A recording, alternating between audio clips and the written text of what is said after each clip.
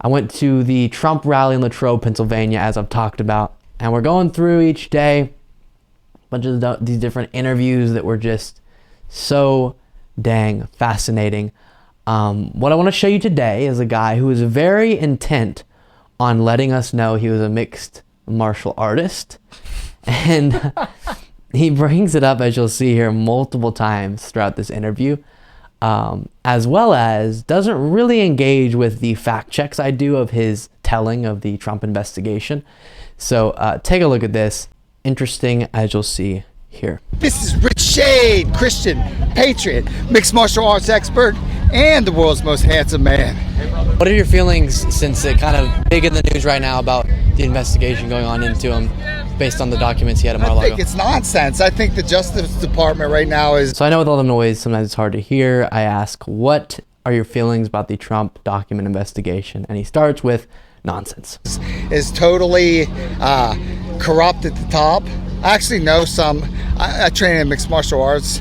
Oh, do you? Black belt in judo and getting close in Brazilian jiu-jitsu. I know a lot of people in law enforcement. I don't think the middle level people in the FBI are crooked, but the upper level, we've never had anybody weaponize the Justice Department against their opponents like Joe Biden's doing right now. So my question on that, as far as the timeline goes, is do you agree that the National Archives came to Trump, said we need these documents, he didn't turn them over, we need them, and then finally it concluded in what we saw? Basically, they blew it up overdue library books. So what you'll notice, and I'm not going to try to overly psychoanalyze him, but he definitely has a hard time caring about what anyone else around him is doing or saying, because throughout this whole interview, I'm posing questions to him and he's answering in a way that doesn't indicate he heard my question at all. So I asked, just so we could establish, I thought we were going to have more of a logical conversation, establish, okay, do you agree at least that the National Archives came to him multiple times and asked for the documents and he refused to turn them over, or said he already turned them all over, then we find out he didn't? Because you're saying it's political persecution. All right, now let's just establish, what do we both agree on, and then where does the disagreement come in? And he just responds by going, well, it's overdue library books. Cool. Nothing to do with what I just asked you. That's all it really is. That have huge national security implications. Yeah, but look what... That's my favorite part. So I go, he says, pretty much this has all gotten blown up over overdue library books. And I say, yeah, that have huge national security implications. And he goes, yeah. And it shows you, because I think I said it in like a, I'm on your side, but national security implications. Then he's just like, oh, yeah.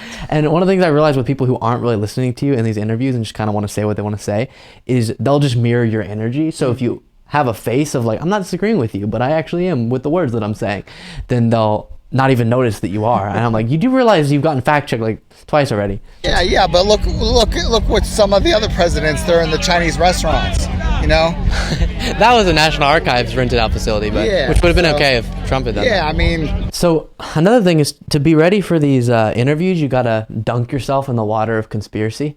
And that one was about the Chinese restaurant where the National Archives rented out a facility.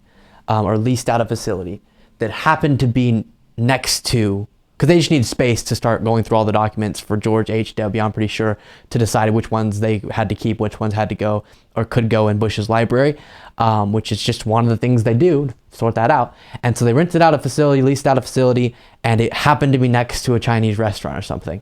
And so then the conspiracy became Bush himself was keeping all of his documents in a Chinese restaurant. Whew. So then, again, he didn't hear me that time at all. I go, yeah, okay, well, what you just said, that was something the National Archives did. They were keeping the documents. If the National Archives had the documents in the case of Trump, we wouldn't have any problem. But Trump was holding on to the documents. He didn't care. Like, they're targeting the man. And they've been, with him, we saw Russia, nonsense. One thing after another. Like, physically, I know how to fight. But President Trump, that dude is mentally tough. I don't know how he withstood all the attacks for years and years and years.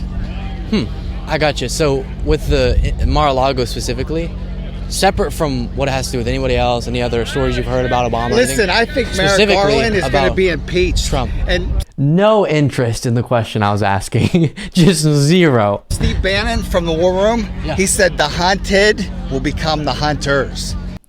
So we go on in that interview. That's what I, spliced right there to fit in YouTube things. But we went on to talk about, okay, you just said the hunted should become the hunters.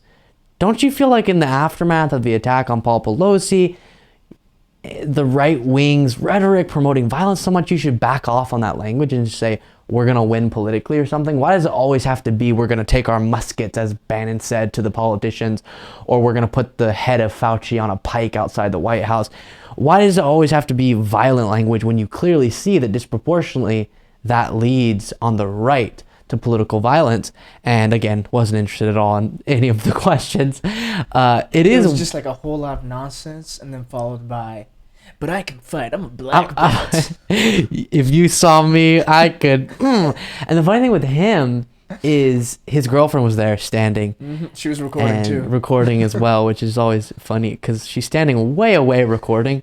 Girl, you're not going to hear a thing. It was windy. Like, you need one of those mics to hear anything. Mm-hmm. But I don't know, just, I guess, capturing that he was being interviewed and, or talking to someone who was trying to interview him, talking over, whatever. And one of the things that happened that was interesting after that interview is he walked away. And I guess when you're not listening to someone, it takes like 4 minutes until their questions start landing in your brain. And he was like, oh, wait, he was fact checking what I was saying and realized that I wasn't on his side that whole time. And I guess if you nod while you say stuff, and someone has no interest in what you're saying, they'll assume you're on board with them. Mm-hmm. And so I don't think he realized until the very end that I was not with him. And he turned around and was like angry. I could see him in the distance and started walking towards him. And the girlfriend grabbed him and had to have a little moment. Comforting him and everything. Yeah. And I got a little worried. Oh gosh, this is about to happen. And we'll be talking about later someone asking if I feel threatened at these rallies. I'll answer that question in a later segment, but that was a temporary moment where I go, oh gosh, he's coming my way. It's about to go down, but it all turned out well. So there it is, more whatever you want to call that at the Trump rally. Thank you so much for watching. If you want to be a part of what makes this show possible, plus get access to the full video version of the show hours before any of the clips are uploaded to YouTube, plus get access to an extra full show every Saturday that only members can see, you can do so by going to patreon.com/Luke Beasley. That's patreon.com/Luke Beasley, and there is a link in the description.